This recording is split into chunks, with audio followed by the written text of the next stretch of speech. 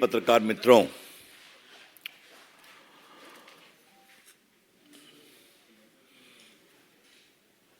अन्ना हजारे के महान शिष्य मनीष सिसोदिया जी को भ्रष्टाचार के मामले में सुप्रीम कोर्ट ने कोई राहत नहीं दी।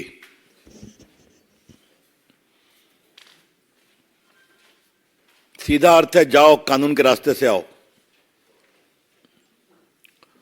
The Supreme Court refused to grant any indulgence to one of the most prominent faces on anti-corruption movement led by Shri Anna Hazare, Mr. Manish Sisodia, and go and suffer the consequence of law and court. आज के supreme court के आदेश का सीधा मतलब यही है। अब बाकी क्या बहस हुई, क्या हुई, ये आपने टीवी पर देखा है, चलाया है। सुप्रीम कोर्ट से उनको कोई राहत नहीं मिली और ठीक नहीं मिली। जिन लोगों ने भ्रष्टाचार के नाम पर लड़ाई करते हुए देश के लिए एक नैतिक बल बनाने का दावा किया था, और कौन ईमानदार है और कौन नहीं ईमानदार है, उनका शासन क्या है कि दिल्ली में शराब पीने वालों की संख्या बढ़ाओ, शराब लेने की उम्र 21 की 18 कर दो, शराब के ठेके में पॉलिसी को बदल दो,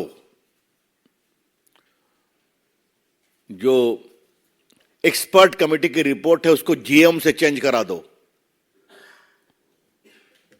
और दक्षिण से उत्तर 100 करोड़ का मुनाफा ले लो, जिसमें इस तरह की शर्तें डाल दो कि छोटे प्लेयर्स उसमें पार्टिसिपेट कर ही नहीं सके। तो ऐसे ही कार्टलाइजेशन हो जाता है, आप भी जानते हैं। आप उनकी अगर अर्हता बड़ी कर दें, एलिजिबिलिटी, और प्लस कमीशन को 2% से उठा के कितना कर दिया, 12%, तो दोनों फायदा। तो इससे अच्छी बात और क्या होगी। और 100 करोड़ रुपए मिले, ये तो पूरे मीडिया में चर्चा है, हम क्या बोल रहे हैं अपनी से। और आज मैंने मीडिया में एक और रोचक बात देखा है। जो दक्षिण भारत के ग्रुप बैठे हुए थे एक होटल में, वहां से जो उन्होंने फोटोकॉपी करके उनके एक सहयोगी को दिया, उन्होंने इसी पॉलिसी को बनाओ, और उसका नंबर वही था कागजों का जो नंबर होटल के फोटोकॉपी का था। और फिर आपके एक ग्रुप ने कहा कि नहीं, ये भी नहीं ठीक है, ये भी बदलाव कर दीजिए, तो भी भेज दिया गया। हम मेरिट पर बिल्कुल नहीं जा रहे हैं, हम सीधा कह रहे हैं सीबीआई ने क्या आरोप लगाया है, उसके क्या एविडेंस आए हैं। एविडेंस डिजिटल है, एविडेंस फिजिकल है। There is digital evidence and there is also physical evidence.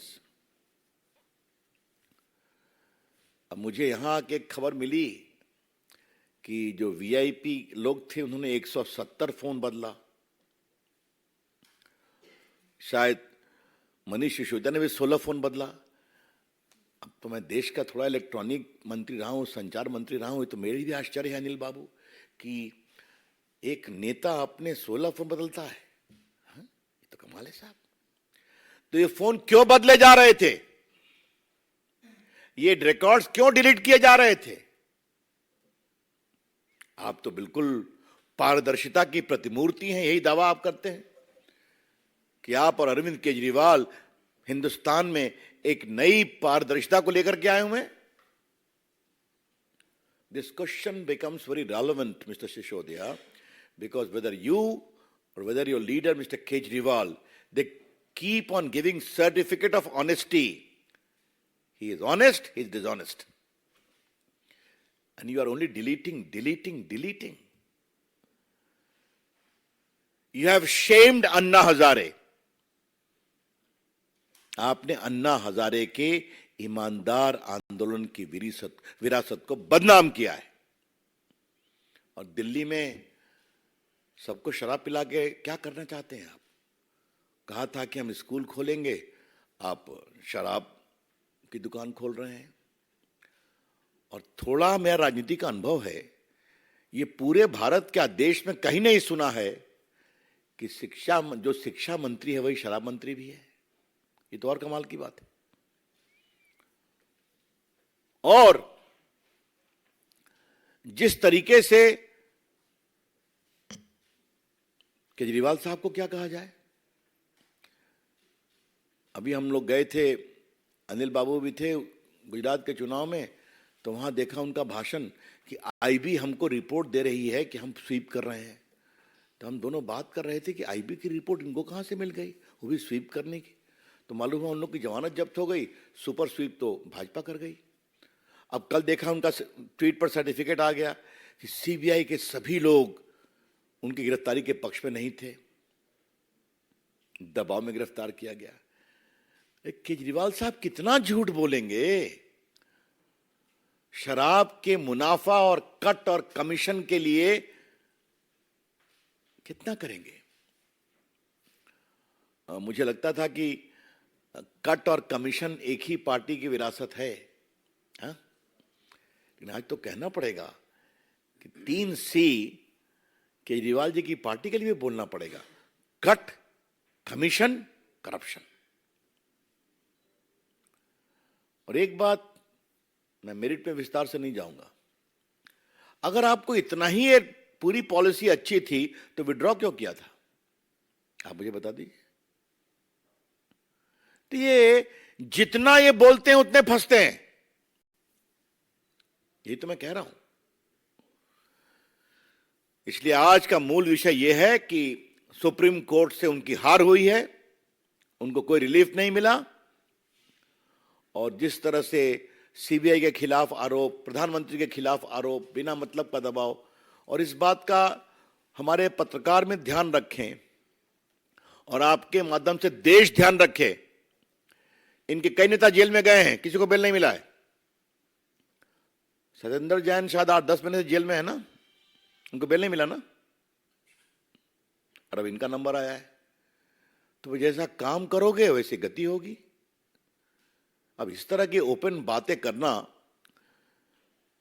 और आज मैं कहना चाहता हूं कि अगर यही बात है तो आप जाइए, क्वेश्चन की बात करिए हाई कोर्ट में, देखते हैं, देखा जाएगा, सीबीआई जवाब देगी अपना। जितना भी विषय मीडिया में आया है उससे स्पष्ट है कि यह करप्शन का टेक्स्ट बुक केस है। I repeat, whatever has appeared in the media, this whole scandal is a textbook case of rampant corruption. और किनके द्वारा? जो देश में ईमानदारी का सर्टिफिकेट बांटते थे। इसलिए आज बीजेपी की ओर से इस विषय को हम देश में उठाएंगे, और ये देश में इसलिए उठाना जरूरी है कि कल वो लोग देश में जो भी उनके कुछ शाखाएं हैं, हमारे नेता, हमारी पार्टी, हमारी सरकार पर बेबुनियाद आरोप लगा रहे थे, आज हम देश को विनम्रता से बताएंगे कि सुप्रीम कोर्ट में भी इनको राहत नहीं मिली। ये सच्चाई है, क्योंकि ये भ्रष्टाचार का टेक्स्ट बुक मामला है। Thank you from my side. Any question I am willing to.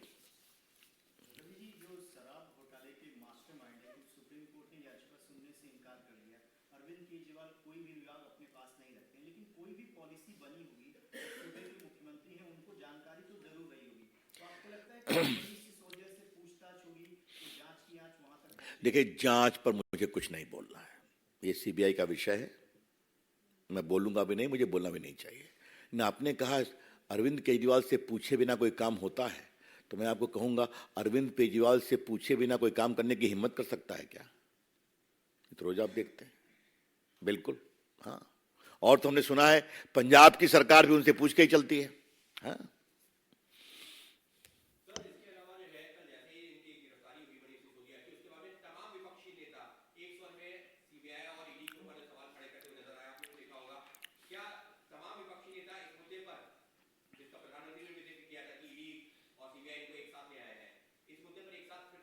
देखिए, मुझे एक ही बात आपसे कहनी है।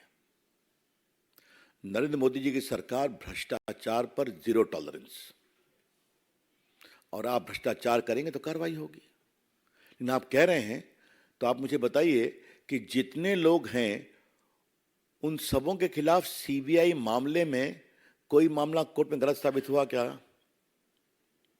हम जरा चलते हैं पूरब से, चलिए। बंगाल में क्या हुआ? कौन मंत्री जेल में गए? कितने पैसे निकले? एक संबंधी कोल स्कैम में क्या हुआ? आपके सामने है। रायपुर में क्या हो रहा है? आप मुझे बताइए। मुख्यमंत्री के सलाहकार जेल में है कि नहीं? बेल मिला क्या? झारखंड में क्या हुआ? मेरे अपने प्रदेश बिहार में क्या हुआ? एक महान नेता को जेल हुई कि नहीं? वो अभी ऑपरेशन करा के आए हैं, स्वस्थ हो जाए, मेरी शुभकामना है। लेकिन आज कल नोटिस हुआ कि नहीं? नौकरी को लेकर रेलवे की नौकरी के बदले जमीन देने के घोटाले में क्या हो रहा है उत्तर प्रदेश में? तो मैं कहां बताऊं। अभी तक जितने इन्होंने आरोप लगाए हैं, एक भी आरोप में कोर्ट से राहत नहीं मिली है। क्योंकि सबूत हैं, क्योंकि आपने भ्रष्टाचार किया है, इसलिए होता है ना।